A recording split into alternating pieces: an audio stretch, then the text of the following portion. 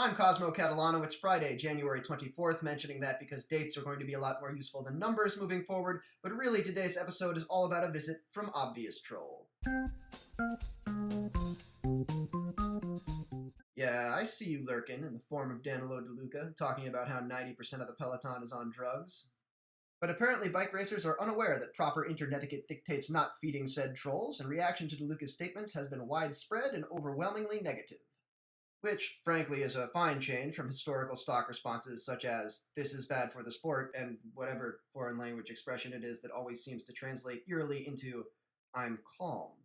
Not to be outdone, the good people at Velo News published a list of the top 10 climbers of all time. What is this, BuzzFeed? And in 8th spot was one Lance Armstrong. Oh, the page views. Oh, sweet, delicious page views. This adds a perhaps unintentional subtext to their article on doping in the most recent print edition called "The Gift That Keeps On Giving?" For me, the gift that keeps on giving is Pat McQuaid. I mean, come on, I have no skeletons in my closet. There are so many directions we could go with this. Of course Pat McQuaid doesn't have any skeletons in his closet. Unless you stash your wingtips in that catacomb from Last Crusade, there's no way anything even remotely resembling a closet could contain all his skeletons.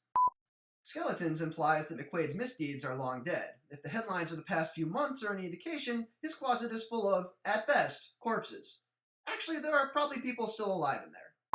McQuaid's skeletons aren't in his closet. Everyone knows they exist. They're out. The only way his skeletons could be any further out of the closet is if they got Grindr accounts and started live tweeting a Project Runway marathon.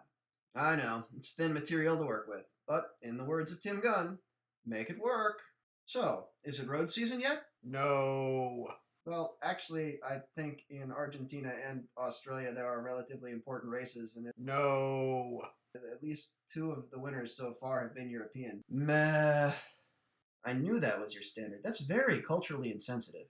And again, would it kill the UCI to hold a road race in the Southern Hemisphere sometime not between the months of October and March? But yes, bike racing! Garmin's Phil Gaiman won the first stage of the Tour San Luis out of the breakaway. Obvious troll might want to take note of that clean tattoo. Then somehow resisted the temptation to retire immediately, which would have made him the first undefeated rider in the history of World Tour teams. All 4 years of it. Then again, he's survived with the lead through several stages, including one Cat 1 mountaintop finish, and maintains a 4-second lead over last year's Tour revelation Nairo Quintana of Movistar. Not sure he can hold on to that margin, but if he does, he will once again have the chance, at least nominally, to retire undefeated. This could be your brush with history, Phil. Think about it. It turns out there's also a women's tour of San Luis, wrapped up last weekend by United Healthcare's Allison Powers. Reports on this were kinda spotty. An article here, a Facebook post there. Honestly, the best view of the event came from Allison's blog itself.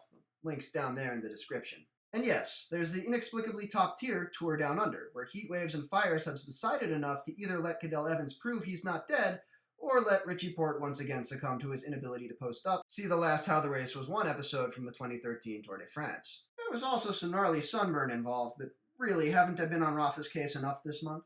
The Tour Down Under also managed to ensnare itself in a kind of hilarious social media subplot when it denied the website Manual for Speed proper press credentials, and then did a hilariously bad job of public relations in trying to defend the decision.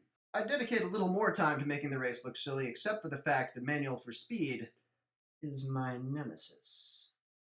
I'm Cosmo Catalano, and that was The Week in Bike.